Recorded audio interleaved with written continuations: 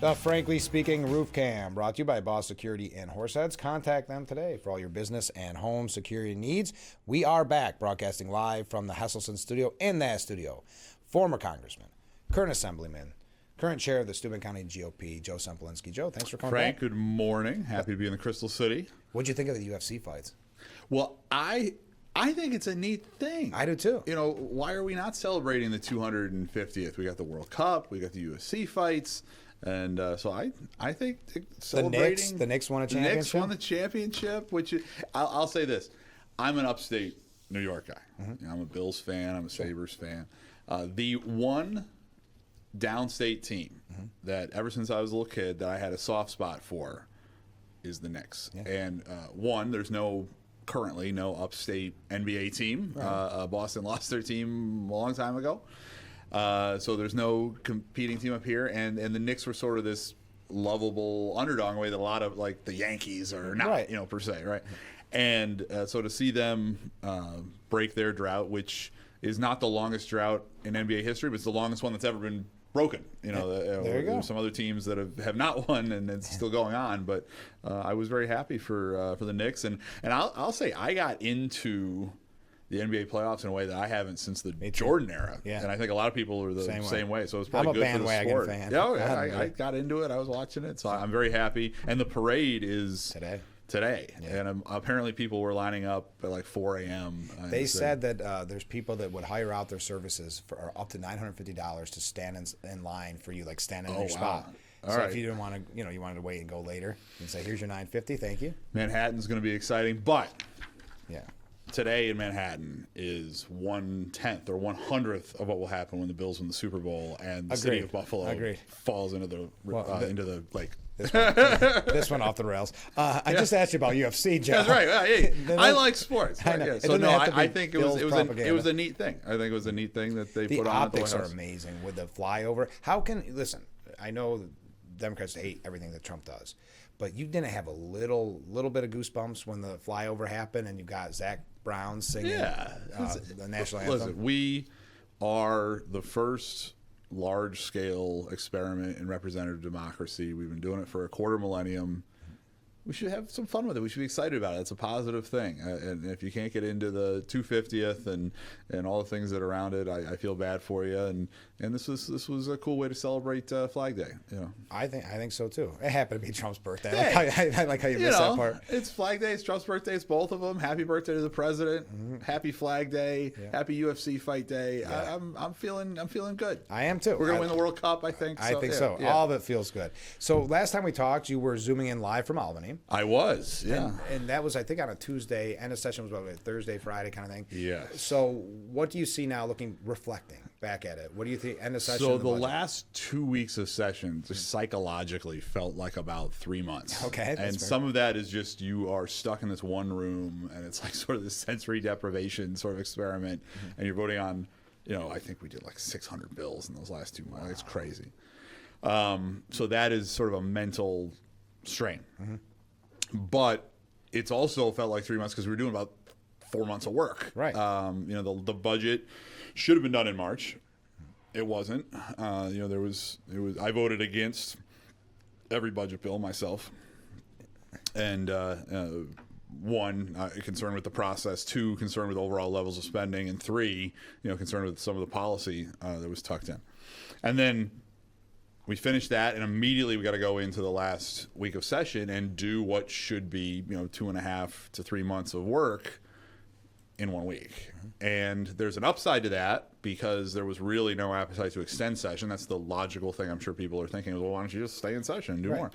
Because a lot of the Democratic members from New York City are really only concerned about the June election, not the November election, because their district's overwhelmingly Democratic, and there's a lot of Democratic primaries. In some cases, DSA members trying to take out other Democrats. So I got people that I really don't agree with, but the alternative is much worse, which will be interesting. So bad place to be. There's no appetite within the Democratic Party to extend session. Now, the good side of that, as I said, there is a silver lining, is there's a lot of things that then don't pass because they just run out of time. And by having a firm, hard deadline to end session, The Senate stayed right on schedule. Assembly only extended 1 day.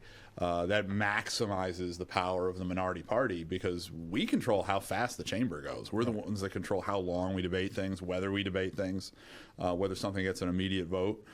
So there's certainly a lot of stuff that didn't pass because of the logjam at the end of session, which is a good thing. However, what it seems like the priority was of the Democrat Party that last week were things that I thought were really disturbing, especially surrounding our elections.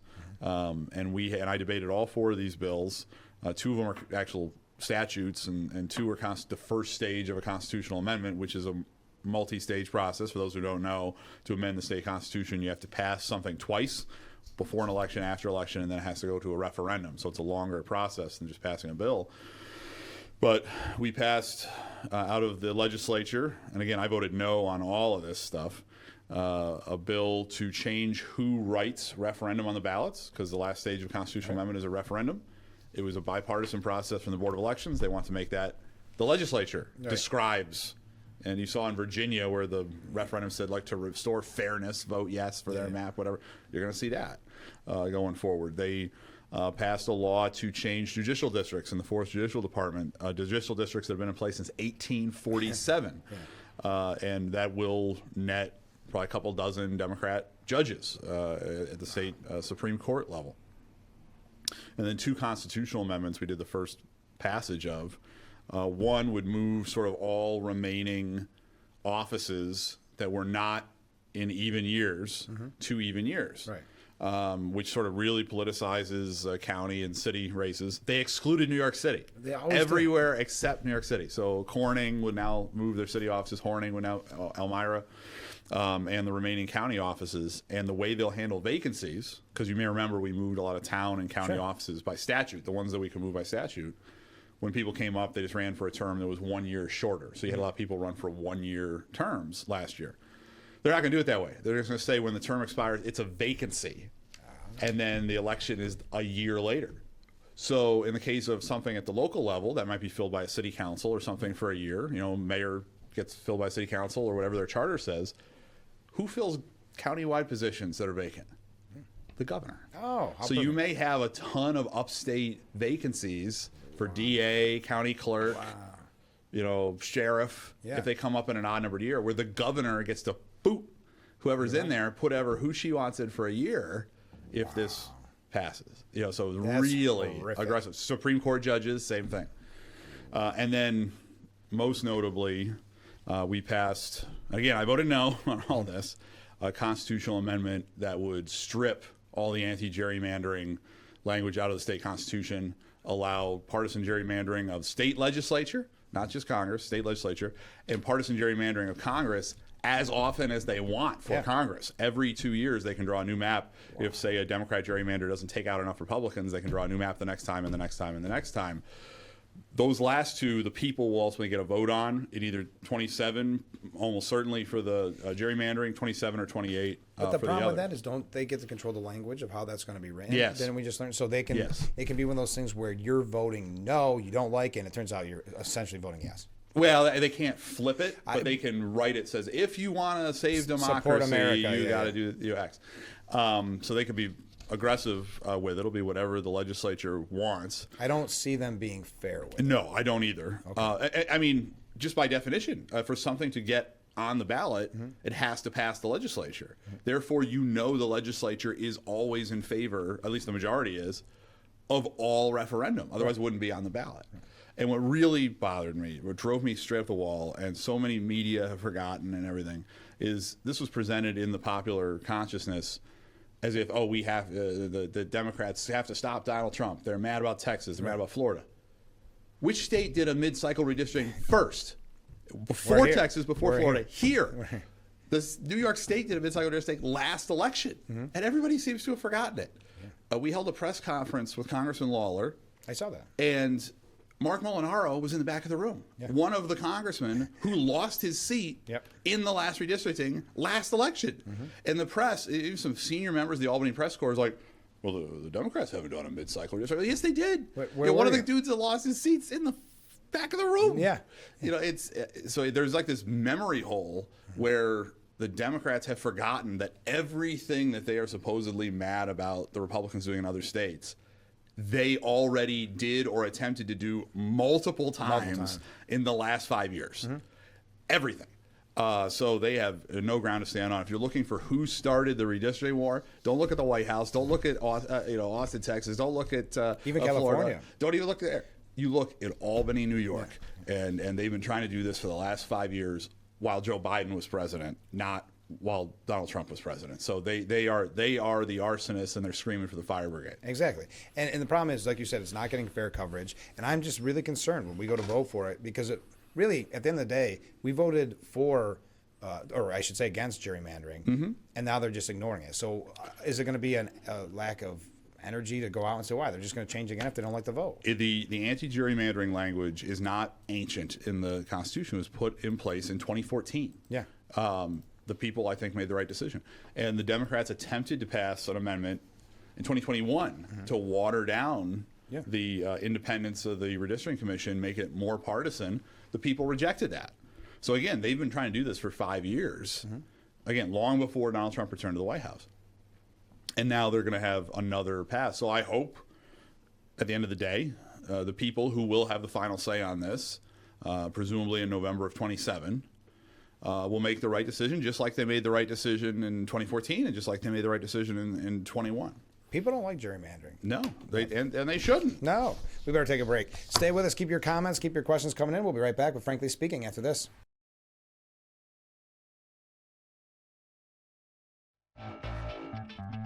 The Frankly Speaking Roof Cam, brought to you by Boss Security in Horseheads.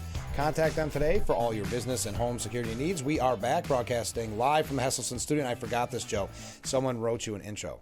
Joe Sempolinski in the exclusive special Hesselson's Hot Tub edition of Frankly Speaking. The Hesselson's Hot Tub. Can you handle the heat in the hot tub? That's the question if you're going to come on Every Frankly guest. Speaking. Every guest. I don't know if you, some can, some can't. Some can't, that's right. for sure. Yeah. All right, we got a comment. Oh, by the way, I forgot to give you. Look, we got stickers. Frankly Speaking stickers, our buddy Chris Severson sent me a ton of them. This is a small bag of them, so don't let me forget. I gave Phil a couple. He says he's going to wear them in parades. I don't know. I'll believe it when I see it. No, he would actually. That's a new candidate that's running. Frankly Speaking. Exactly. They're going to get all confused. So there's yours. Equal amount for you and Phil. Oh, my goodness. Look at this. That's exciting. Give them to your kids so they can put them on their trapper keepers, things like that. Are they nice? Yeah. All right. So question from a viewer. Did Bruce get the money yet, or are the deceptive Democrats still fighting against giving it to him? I haven't heard an update. He won his appeal. So there's a 3-level, you have the trial judge, appellate division, and then potentially the Court of Appeals. But the appellate division was a unanimous victory for Blakeman, which was shockingly positive. So it looks like he's going to be okay. He's going to be able to get the matching funds. So if somebody, the way that is important is if some regular person likes Mr. Blakeman, wants to give him $5, that $5 gets multiplied 6 times. You want to give him $100, well, then he's going to get $600. Right. Small to medium donations get multiplied by 6 for him with matching funds, which makes him dramatically more competitive with the governor. Now, is that a program that I would have constructed the way it's constructed? No. No. We do this disclaimer every time. No, we do not agree with it, but that's the way the game is played. Listen, the way I play is I'm going to play as hard and as fair and as aggressive as possible within the rules. Exactly. And if those are the rules that the Democratic Party wants to set, well, it should be the rules for everybody. And if I was the Speaker of the Assembly or the Governor of New York, I certainly would write different rules than what we have. But the rules are the rules, and they should be adjudicated fairly. And Mr. Blakeman had complied to the best of his ability to comply, and the judges made the correct decision at the trial and appellate divisions. Now, Mr. Blakeman's been out and about aggressively. He was just in Buffalo a couple days ago, opening up his Buffalo campaign office. A couple days prior to that, I spent most of last Friday with Mr. Blakeman in Olean and in Little Valley in my assembly district in Cattaraugus County. And he had a meet and greet with local business people, elected officials, met with the DA and the sheriff as well, and we did a press conference on energy issues, him talking about the need to have responsible natural gas exploration, which we desperately need in the southern tier, and we would certainly have for the first time, a governor that is willing to open up that economic boon for the southern tier, and he went to the Cattaraugus County Republicans' summer fundraiser, which was scheduled for that night. So we had a wonderful day with Mr. Blakeman, Sheriff Hood, our Lieutenant Governor nominee, and Mr. Hernandez, who has been Mr. Hernandez is our Controller nominee. That's the third time he's been in my Assembly district, and he was on the show. And I happened to be last night. I was at a Republican Assembly fundraiser in New York City, and Mr. Hernandez was there. So I ran into him. That's his backyard. Yeah, right. That's what he said. I came to you this time. Is what I told Mr. Hernandez. So Saritha is also. I know she's been making rounds. She was on the program. She was in Watkins not that long ago. Our schedules didn't match up, so we had to do a Zoom. She's going to be a special candidate. I think she does a good job. We have a really impressive statewide slate of candidates ticket, and I'm very excited to vote for all of them. And how many views did Blakeman get sitting in this chair? In that 5 million? Over 5 million views on Frankly Speaking. 6, think of that. Frank. And we'll try. Yeah, right, yeah. Well, he shared it, and I mean, I know it's anecdotal. Don't get me wrong. But I didn't know before that if 5 million people were paying attention to this race. I'm glad. I'm glad. I hope 20 million are paying I know. attention. I haven't checked the numbers lately. Yeah, we'll see. But he's been running an aggressive campaign, and I've got to spend now time with Bruce here in this room. Yep. In Corning, in Olean, multiple times in Albany when he's been up when we're in session, and I can honestly really relay that. Enthusiasm for the candidacy is growing as he is out campaigning. He's winning votes. He's winning over people. He's getting the base enthused and aware of his candidacy. He's winning over common sense Democrats, and I think this is leading toward hopefully what we desperately need is Governor Blakeman. And as I said during our press conference with him in Olean, it would be so wonderful for the Southern Tier, for my district, if we had a situation where I could pick up the phone, call the governor, call the lieutenant governor, and they'd be like, "How do we help?" As opposed to, which is sort of the current situation. And I will say, I know we've heard in the past on this program some criticism of Blakeman just because people haven't had the opportunity. It's not that he hasn't been around, but hasn't had the opportunity to hear from him or see. And I would say, and I've said this to numerous people, find you don't have to find the interview with me. I'm not going to be like that, but find an interview. 5 million and one people. Yeah. But find some of his clips, see if you can find an interview, because once they hear him, they're going to love his positions. Yeah, he's a good candidate. So, when people get a chance to see him in person, there's been a really positive response. So, again, I've been with him on the campaign trail throughout the Southern Tier, throughout the Finger Lakes, and he's the type of candidate that when he's out and about, he's winning votes. Right, because he's a good candidate. He's got a good story to tell. He's got a good platform, and again, the rest of the ticket is very strong as well. It's a great ticket, and I haven't interviewed Hood yet, and that's only he was right here. He was here. He was here, and I didn't know. And he's a really nice guy. So he's the sheriff of Madison County, which is up between Syracuse and Utica, and prior to that, he was a Syracuse cop. So he's somebody who is a law enforcement guy. He's an upstate guy. He's a really down-to-earth family man, religious guy. Just really, I really like him. Yeah. He's just a likable guy who I think is going to be a great addition to when he is lieutenant governor. To if I pick up the phone and say, Sheriff Allard or Sheriff Cicerello or Sheriff Butler, were the 3 sheriffs in my district. We got a situation, especially if it's law enforcement or criminal justice, he's going to get it. Yeah. He won me over when he said he liked my interview. Yeah, that's right. And he also he's just a really nice guy. I know. But is a really nice guy. But when he was walking out the door and he's like, "That was great," I'm like, "Thanks." Yeah. I don't even get to vote for you, but you got my vote. I'm voting for Blakeman. That's how it works. All right, we got a lot of other comments and questions and things to bring up, but why don't we take a short break? On that note, we'll be right back with Frankly Speaking here on WYDC TV, Big Fox.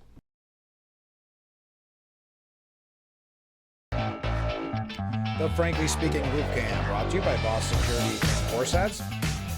Contact them today for all your business and home security needs. We are back, broadcasting live from the Hesselson's hot tub, as Joe says, and in the hot tub, we have Joe Sempolinski. All right, couple comments. Ken writes in, the Democrats haven't forgotten anything, and this is in reference to gerrymandering. They're just holding true to the party philosophy. Never admit anything, project every nefarious thing they do onto the other side. Oh, I think you're right. Yeah. I think Ken's right as far as the elected officials. They're not stupid. They remember things. Of course. What I've been very frustrated with is certain elements of the mainstream media that buy into that narrative and don't push back and say, wait a minute, You had a gerrymandered map thrown out in 22. You tried to gut the IRC in 21. You did a mid-cycle redistricting in 24 that led to multiple pickups for the Democratic Party in the House. All of the stuff they're mad about, all of it, they've already tried to do, and they tried to do it before Republican states did it. So yeah, I don't think that they've suddenly caught amnesia. I think they're nefarious. Yeah. A couple comments here. Frank and Joe have a beautiful day with an emoji with a guy in a cowboy hat. Hey, I like that's nice. It is a beautiful day. Beautiful. It's always City in the summer. Where else would you rather be? And then the next comment. Good morning, Frank. Tell Joe. Okay, Joe, you paying attention? Yes. I am very thankful for him with a prayer emoji and a heart. Oh, that's very nice. Aren't those nice? Very thoughtful. Yeah. All right. Right back at you. Yeah. Now, what do you think is a bigger story? The Iran deal or algae in the reflecting pool? Be honest with me. Well, obviously the Iran deal.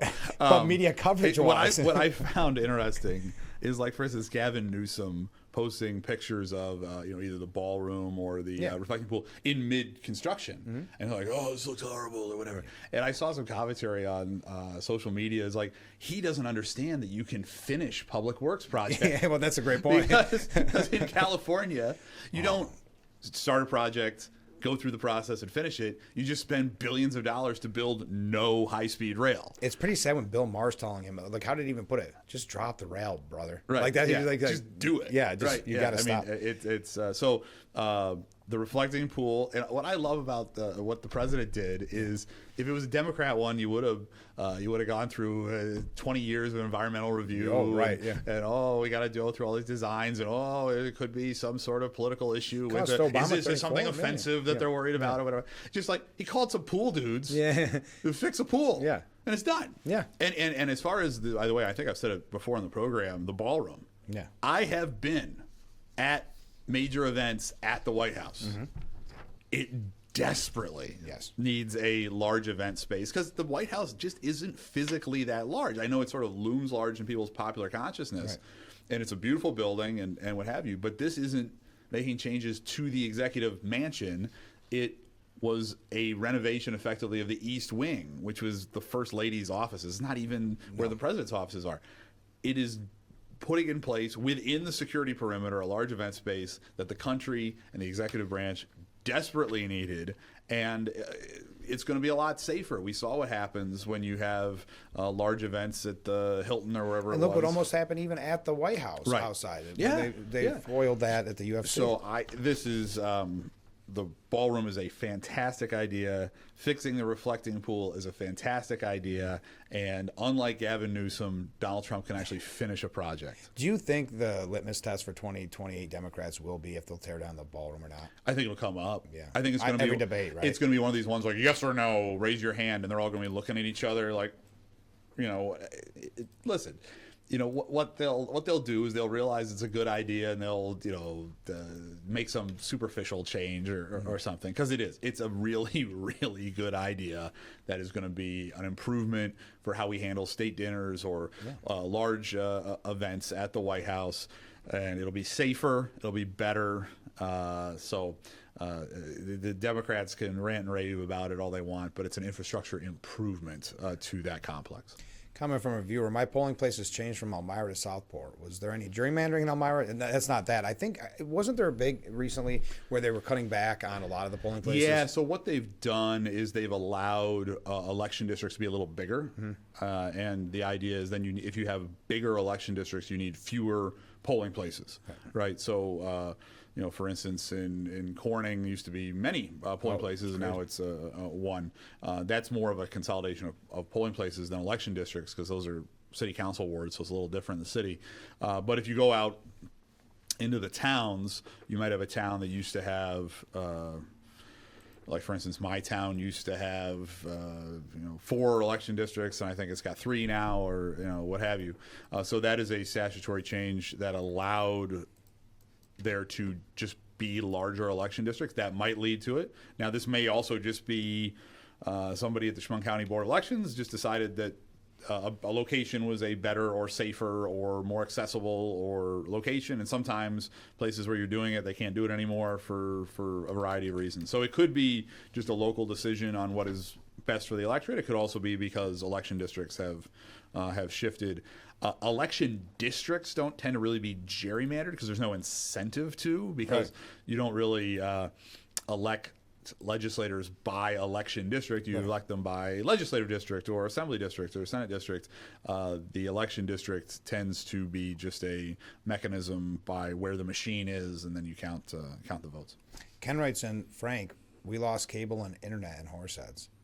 So now's your chance to say everything about Horseheads you've been wanting to say. They can't tune in. They can't listen? Yeah. Don't say it. Well, no. There's a broadcast station. They can, over the air, I know. Yeah, they just they're sent not that. losing Big Fox if they lose cable. Absolutely not. We're watching right there down there because that's why I double-checked. Yeah. Okay, you had mentioned, and we have a moment before we have to take a break, you had mentioned Gavin Newsom, obviously considered a front-runner, well, in his own mind, in 2028. And the Democrat ticket, right? What was the president's nickname? Gavin Newscum? Yeah, Newscum, right? Yeah. What do you think about the DOJ probe? He's trying to make political hay out of this and saying that it's an attack on Trump. My understanding is it started under Biden. Yeah. Right, and he forgot to mention that. And there's a lot of money. Yes, it was his wife playing games with her role as the first lady of California. And by the way, we got to figure out how, I think theirs was the same thing here. We've got to find our own production company where we can then buy. It's always like a production company. You ever notice? It's like, oh, our campaign, here, we're going to spend a lot of money on this production company that we also own. Yeah, I mean, Newsom, first of all, he looks like an extra from American Psycho. He does.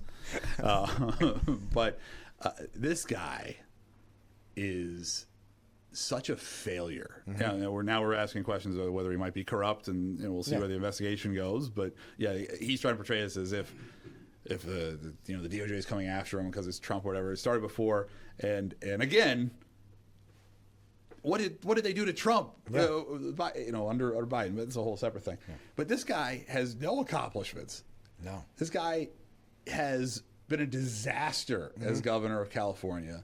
In any sane political party, he would have zero chance. He would be, an outcast as like, oh my goodness, what an embarrassment this guy is. But you put a little gel in your hair, you slick it back, and you say the right buzzwords, and suddenly you're front runner for president of the United States. And you try to, and it never works for me, but you try to act like Trump in his tax, and he thinks that's really funny. I see him on social media where he's like, he's trying to be snarky or whatever. Doesn't work. I'll say this way: Gavin Newsom is never going to be president of the United States. I can say that definitively. Can't say he may not be the Democratic nominee. That's a big difference, too. That might happen because of how messed up the Democratic Party is. Yeah. But Gavin Newsom is a disaster as governor of California. Can't accomplish anything. Doesn't even understand what accomplishing something is. That guy should be nowhere near Washington, D.C. Should be nowhere near the levers of power. Shouldn't be near Sacramento in the levers of power, but he is. And I am very confident Gavin Newsom will never be president of the United States. What clips I've seen from his podcast and things like that, he doesn't even have a great smooth delivery. He doesn't have that charisma. They want you to think he has charisma. He oozes fake. Yeah. Like he is constructed and fake and unaccomplished, and I'm not a fan of Gavin Newsom. If you can't figure that out, all right, we touched a nerve there. I just don't like that guy. Well, it doesn't sound like that's an endorsement of Gavin Newsom. Also, whatever the opposite of an endorsement is what I just gave to the guy. Another person that wouldn't endorse, and this is interesting, Graham Plattner, Hillary Clinton. Didn't fully endorse Mr. Planter, but did say he's had some bumps on the road. Bumps in the road. Yeah. No, she didn't even say bumps on the road. He's got bumps. The guy's a big bump. I believe President Trump referred to him as a thug, and I agree with the president. That may even be charitable. This guy is a disaster. And remember who he's running against. Yeah. He's running against, by far, the most moderate federal elected official in the Republican Party. Somebody, and I think the president sort of phrased it this way too, somebody that I don't always really agree with. I think I'm dramatically more conservative than Susan Collins is. And there's certainly votes that she's taken that I wouldn't have taken. On a pretty regular basis, actually, yeah. But so if you're saying as a Democrat that somehow you have to support this dude with a Nazi tattoo because you have to stop Susan Collins, how morally bankrupt is the Democratic Party? Was it Sonny Hostin from The Viewer? Who was it that said that, and I don't think it was her, that basically her votes with Trump is worse than him having a Nazi tattoo? which is insane. Because she very rarely votes with Trump. Yeah. But you know what they do? You There's know been a lot of works. major votes where she's voted with Trump. There's been a lot of major votes where she's voted against Trump. But you know how they do that, where they'll say 96% in support of Trump. But that's okay. They named a post office after someone, and it's like most votes in the state legislature, most votes in the federal legislature are unanimous or nearly unanimous because you're doing sort of mundane matters. There's been a lot of major votes where she has voted different than what the president wanted her to. So if you're gonna be mad at Republicans and you're on the left, she's literally the one you should be the least mad at. Yeah.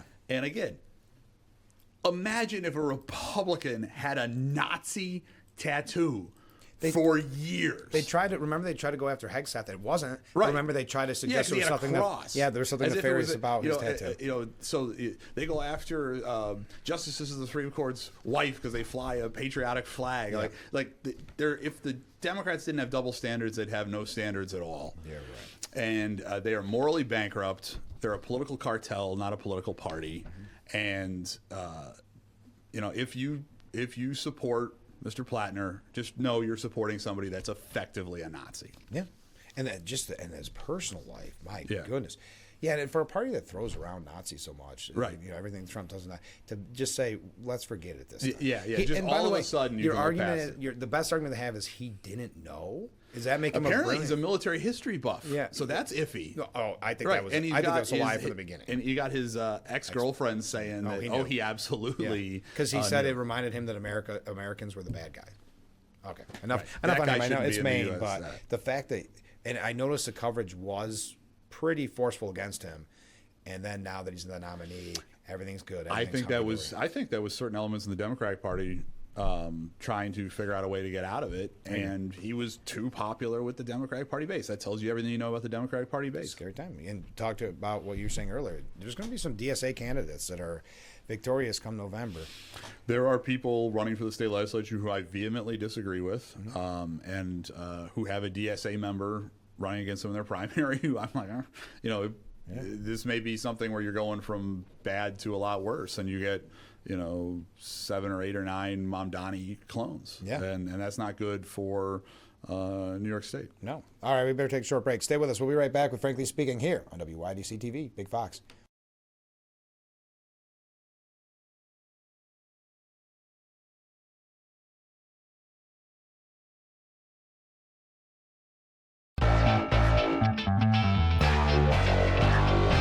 Looking a little ominous out there, at least on the Frankly Speaking roof cam. Look at that, Joe. Brought to you by Boss Security and Horseheads. Contact them today for all your business and home security needs. We are back broadcasting live from the Hesselson studio. In that studio, Assemblyman, former Congressman, and current chair of the Steuben County Republican Committee. When you're being introduced, which order do you like it? I have a lot of conversations, especially in Albany, that start with, I don't know what to call you. And I tell everyone always the answer is Joe. So some people call me Congressman, some people call me Assemblyman, people call me piece of whatever. I don't really care. No. All right, let's go through all. Maybe we got a lot to talk about here. All right, but let's go through all these comments, Joe. You're gonna love them. Jack says, "Good morning, Frank and Joe. I never miss a show with Joe. I appreciate Thank you guys for always delivering a quality, common sense-based program that rises above the usual monotonous far left wing media noise." Isn't that nice? Well, this is the real conversations that we need to be having here in Hot Tub. That's right. This is a great show. Everybody should watch Frank. I agree. All right, we need to be careful saying Newsom will never be president. Look what happened with Obama. No one knew him really before he ran. Yeah, what was he, 2 years in the Senate? I think the difference there, and I hope that the listener is not correct. They may be. Who knows? The people, some very silly people like Mr. Obama and Mr. Clinton and Mr. Carter and whatever have been elected president. But I think the difference is Barack Obama was sort of a blank slate that you could sort of project onto him whatever you wanted him to be. Sure. Because when he started running, he had only been in the Senate for 2 years. Prior to that, he'd been a state senator. So he was very obscure, and so he could be whatever you wanted him to be. Gavin Newsom has a record as governor, has a record as lieutenant governor, has a record as mayor of San Francisco that you can't get away from. And he's got personal scandals out the wazoo. Going back to do a little research on him as mayor of San Francisco and his best buddy's wife and everything. So there's a record there that you can't get away from with Newsom in a way that you could sort of do in a different way with Senator Barack Obama. I was shocked because I remember being kind of a political nerd, obviously. I was in my dorm room, and I liked Alan Keyes at the time. And I remember, Ambassador Keyes, He ran against Obama. And I remember watching that on C-SPAN and not thinking, I thought Alan Keyes did a great job. I never thought that moment that we could be seeing a Barack Obama. You know what I mean? But that he would end up being president of the United States. Yeah, it wasn't. It all happened very fast. And remember, he's running against Hillary. Yeah, and that was Hillary. There's somebody else who's never going to be president. Yeah, exactly. All right, Frank. Gavin destroyed California and has a mental illness and did an interview admitting it. He kind of did. I don't know if he worded it quite that way, but he's definitely, he likes to hear himself talk, and sometimes that's going to hurt him. Yeah. Oh yeah. He's very. Gavin Newsom is a big fan of Gavin Newsom. Mm-hmm. Exactly. Ken writes in, when will Blakeman actually get the funds? A week before the election? The longer it's held up, the better for Democrats. It's been their plan from the first refusal, hold up funds as long as possible. The Democrats know that their policies will eventually hurt enough New Yorkers that it will be harder for them to stay in power, so they're working hard to hurt the competition and pass legislation to help them stay in power as more and more New Yorkers catch on to their tactics. So Blakeman does not have a primary, right? Neither does Hochul. Right. So there is a disbursement schedule that starts after the primary, and it'll be based on,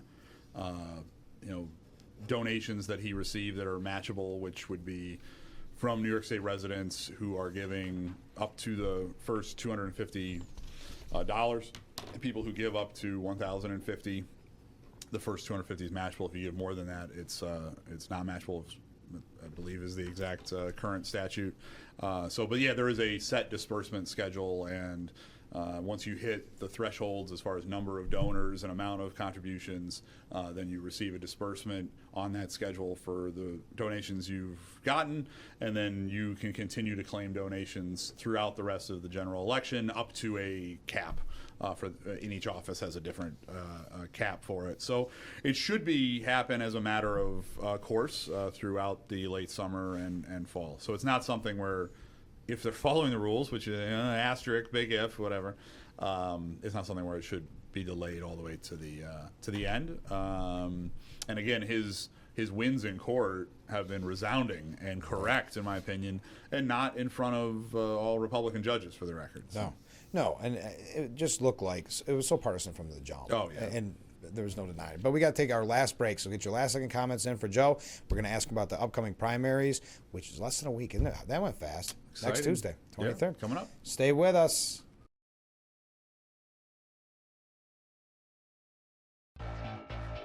A Frankly Speaking Roof Cam, brought to you by Boss Security in Horseheads. Contact them today for all your business and home security needs. We are back, broadcasting live from the Hesselson studio, in that studio. Joe Sempolinski. All right, Joe, I know you're Steuben County, but we recently had Chris Moss on. We recently had Mark Margison. That's a big race in Steuben County. And we've had many other guests on. And the big question I've asked all of them, and I'll ask you now, is how do we get voters out on primary day on Tuesday? Yeah, I think it's important for people to vote. As you said, in Chemung County, every Republican in Chemung County can vote. In Steuben County, it's a little different. We've only got several towns where there are Republican primaries. Most towns, both cities, there is not. Democrats, they do have a statewide primary. The state controller, Mr. DiNapoli, has a three-way primary. So Democrats everywhere in the state of New York can vote in the primary, and both of the congressional districts that touch the Elmira media market, the districts that are currently held by Ms. Tenney and Mr. Langworthy, neither of them have a primary. There's no Republican primaries for them, but there are Democrat primaries for to determine who the Democratic nominee is. So basically everywhere in the media market, Democrats can vote for a statewide or statewide and a congressional primary, whereas for Republicans, Chemung County, everybody, and Steuben County, only 5 towns. Yep, and I want to mention them again. It's Campbell Town Supervisor, Town of Corning Town Justice, Irwin Council Member, Lindley Town Supervisor, and Highway Superintendent. So you got 2 on that one, and then Rathbone. And the early voting site in Steuben County is in Bath. Yeah. When does that end? Is that Saturday? So it ends. There is no early voting on the Monday. But there is on the Sunday. Okay. So the Saturday and Sunday before the election, there is early voting. This coming Saturday and Sunday. You can go to Bath and vote. There will not be early voting on the Monday, and then on Tuesday, you vote at your normal location. If you're in one of those towns, it would be whatever the normal voting location is in that town. And then again, for the Democrats, whatever their normal voting location is throughout the county and in Chemung County, especially on the Republican side, whatever your normal voting location is. Speaking of this, look what this viewer says. Frank, I voted early in Steuben County. That's great. I encourage people to do it. It's the same process. There's still, the same chain of custody. There's no security issues that are different between an early in-person vote and a on election day in-person vote. And the phrase that we've used is sort of bank the vote in the sense that you never know what's going to happen on Tuesday. You could be sick. Your kid could be sick. You could get called into work. You might just forget. You might just forget because it's one day and it's in June. It's not November. So in my case, I live in the town of Canisteo. So, there is no. I don't have anything to vote on. So I can't vote in the primary, but for those who are of a partisan affiliation in a geographic location where they can vote, I encourage them to vote early. And your votes always matter. I'm always going to say that. It seems like in this year with the primary, especially in those small towns, they're going to matter just a little bit more. Well, you're looking at potentially a low turnout election. I hope that people vote, but you're looking at potentially a low turnout election, and then of course your vote really matters. The lower the turnout, the more each individual vote could be determinative. So if you're thinking, boy, I don't have time today, you do have time. Yeah, it's not going to take a nice drive up to Bath. Yeah, Bath, or even if you wait till the 23rd, you go to you're not going to wait in line. No, I don't think it's going to be a huge. No. And you get the sticker. You get a sticker. It's not. It may not be as cool as a Frankly Speaking. No, they won't let me. They won't let me hand those out. They can't hand those out at the polling place. No, I've asked them, but they said absolutely not. Yeah, we got laws about that sort of thing. But yes, get out and vote. There's no way to really help the candidates at this point other than vote, right? Well, that is. I mean, the most help you can do. Right. That there is nothing more important than actually casting a vote. If you have a candidate that you're supportive of. Talking to your friends and neighbors, especially people you have a direct personal relationship with, and saying, hey, I'm voting for candidate X. This is why. That may get some people out to vote that wouldn't otherwise vote or vote a particular direction that they wouldn't otherwise vote. So if you're passionate about a particular candidate or you're passionately against a particular candidate, please make sure that you talk to your friends and neighbors and persuade them to vote the way that you feel is in the best interest of your community. All right, another comment. Frank, you and Joe have a wonderful day. Well, thank you. People are so nice. Yeah, people are friendly. This is great. Yeah, the folks that are in TV land for watching Frank are a great crew, and when I am out and about and people say they see me on Frank, it's always pretty cool. Yeah, isn't that nice?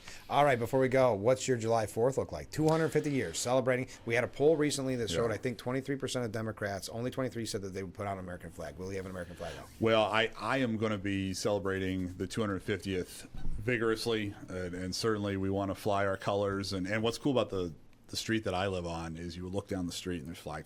Isn't that great? So we want to be flying the colors. And I have two young children. I have a 7-year-old and a 6-year-old. And I think this is an opportunity for me as a dad to explain to them just how special this country is. And just how lucky they are to be Americans, and how proud they should be to be Americans, and to proudly, put on your patriotic shirt, your flags and red, white, and blue, and all that. And it's an opportunity for all of us to pass down to the next generation. As Ronald Reagan said, freedom is always sort of one generation away from being lost, and this can be an opportunity to project that. I'm really happy actually with where my kids go to school. My young daughter, who's in kindergarten, they must have been learning about the government. She came home one day, she goes, "Daddy, did you know that there are 3 white buildings in Washington, D.C. where they have the government?" And she was referring to the Capitol and the Supreme Court and the White House. And that was a cool opportunity, because when I was inaugurated into Congress, my younger daughter was 2. Right. And so I don't really totally know if she remembers it. So I pulled up the C-SPAN website and I showed her my inauguration speech. I'm like, baby, you were in one of those buildings and you met some interesting people. And, that's for sure. And so I'm all about passing on our beautiful heritage. We are the luckiest people in the history of the world to be Americans. We are. And to pass that on to my children and to everybody else, the next generation is, I think, the best thing that can come out of the 250. I agree. Well, Joe, that does it for today's edition of Frankly Speaking. Thank you so much for joining us. We'll have to do this again soon. But since we won't see each other before, happy July 4th. Happy July 4th, happy Independence Day, and happy 250th to all the people out there in USA. That's right. All right, join us tomorrow morning at 6.